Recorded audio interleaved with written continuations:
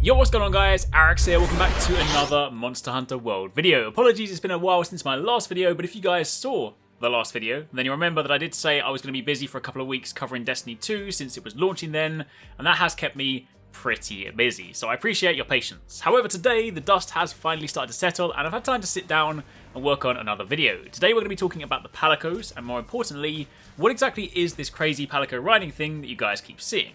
A lot of you guys have asked me about this in the comments, since there are little clips of this happening in a lot of my weapon videos, clips where our Palico will be seen riding either a Kestodon, the bald-headed looking raptor thing, or the small Jagress, and they use this in combat.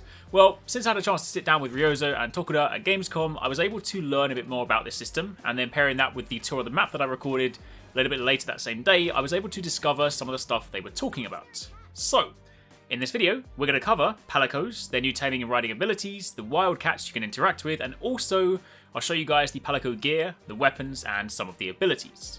Of course, if you do enjoy this, then a like would be super appreciated. If you have any questions, by all means, let me know. Now, to begin with, let's talk about the overall premise. It's firstly important to understand that these monsters your Palicos are able to ride are only temporary. This isn't some sort of Monster Hunter Pokemon where you can actually go and catch monsters and keep them as your pets. On the contrary, this is something that can happen while you are playing and will last for a period of time. Think of it like how your Palico calls in the little cat tank and uses it for a bit. Sort of like that, but just with a longer duration.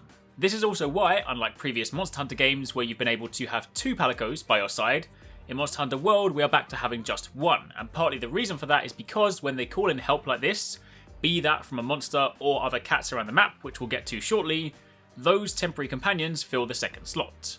See, the way this works is that dotted around the maps in-game, you'll encounter what Tokuda called wild cats. I don't know whether they are there all the time, or whether they're tied to game progression, a quest, something like that, so the exact specifics are still a bit of a mystery. But essentially, these wild cats, I found some of them up in the trees in the ancient forest, when you speak to them, they can teach your Palico certain skills. At times, these wild cats can just join you, so in this situation you can see I have an expert trapper cat that has joined my team, and it will then follow me around for a bit, so I have two cat companions. But other times, these wildcats will teach your Palicos the language of the local monsters.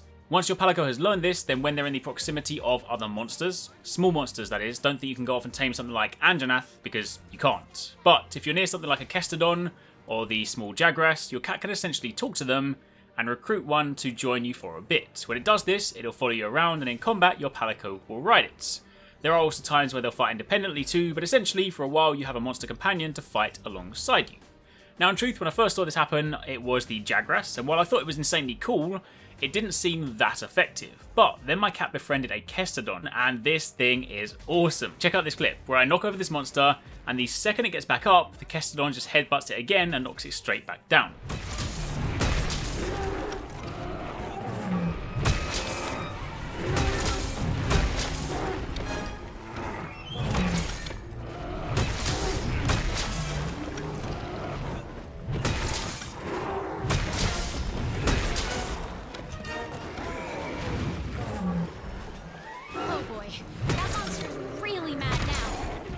Now, of course, to manage expectations, this doesn't happen all the time. This isn't suddenly going to make fights easy. These companions aren't incredibly strong, but think of it like having two Palicos in previous games. It's just another companion who can help you out, provide a little extra damage, and failing that, just take the monster's attention in a pinch.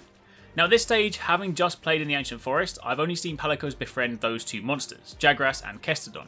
I don't know whether there are other monsters this can be done with on other maps. We've seen some gameplay of the Spire Waste, but since I haven't been able to play on it myself, then I have limited information on that front. There was a scene from one of the Gamescom stage shows where your Palico seemed to pay some local wildcats, and they then trapped the Baroth with this huge net. That was cool, but again, until I can play it myself, my info on that map is limited. So for the time being, that is a quick overview on how this new system works, or at least a high-level explanation. I imagine there will be more to it than simply just walking up to a cat, but for demo purposes, that explains what you are seeing. So what next? Well, let's head to the base camp and check out some of the Palico stuff. First up, much like the Hunter, in the demo, the Palico had a selection of gear for you to choose from. There is a bone spade, and you can see on the right the different attack values, both melee and ranged, as well as the attack type and element. A spade is a severing type weapon with no element. There's also the Anjanath hammer, a blunt weapon with fire damage, or there is the forest arrow, again blunt, this time dealing poison damage.